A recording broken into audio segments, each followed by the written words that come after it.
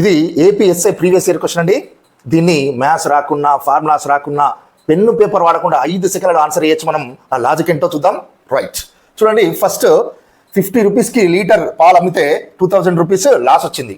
అట్లనే 60 రూపీస్కి అదే పాలను అమ్మితే 1500 రూపీస్ ప్రాఫిట్ వచ్చింది. అయితే మొత్తం పాలు ఎన్ని లీటర్లు? ఇది క్వశ్చన్.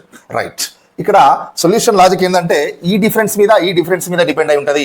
ఇక్కడ డిఫరెన్స్ ఏంటంటే 10 రూపీస్, మనం 10 రూపీస్ పెంచాం, మనం క్లియర్ ఉంది, ప్రాబ్లం లేదు. కానీ ఇక్కడ డిఫరెన్స్ ఏంటంటే 3500. అదేంటి సార్, 2 యాడ్ చేసి డిఫరెన్స్ అంటున్నారంటారా?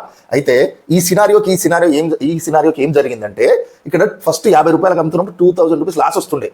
మరి 60 రూపాయలకు అమ్మినప్పుడు ఏమైంది? ఆ 2000 రూపీస్ లాస్ కవర్ అయింది, ప్లస్ ఈ 1500 ప్రాఫిట్ వచ్చింది. ఇవి రెండు కలిసి ఏమైంది? ఇప్పుడు ఎంత ఎక్కువ వచ్చినట్టు మనకి ఇంతకు ముందు కంటే ఇప్పుడు 3500 ఎక్కువ వచ్చినట్టు. మరి ఎన్ని లీటర్లు అంటే ఏం చేస్తాం? 3500/10 చేస్తే 350 మన ఆన్సర్. అయితే ఈ బై 10 ఎందుకు చేసిన అనే డౌట్ కూడా వస్తే, ఒకవేళ సింపుల్, మనకు ఒక లీటర్కి 10 రూపాయలు ఎక్కువ వస్తున్నాయి, ఇక్కడ 50 రూపాయలు ఎక్కువ వచ్చినాయి అనుకో, ఎన్ని లీటర్లు అన్నట్టు? 5 లీటర్లు. మరి 50 రూపాయలు ఎక్కువ వచ్చినప్పుడు 5 లీటర్లు అని ఎట్లా ఇచ్చినాం? 50/10 చేస్తే 5 లీటర్లు వచ్చింది. అది లాజిక్. సేమ్ లాజిక్ అప్లై చేసి ఇప్పుడు పైన స్క్రీన్ మీద కనిపిస్తున్న క్వశ్చన్కి ఆన్సర్ చేసి కామెంట్ బాక్స్లో కామెంట్ చేయండి.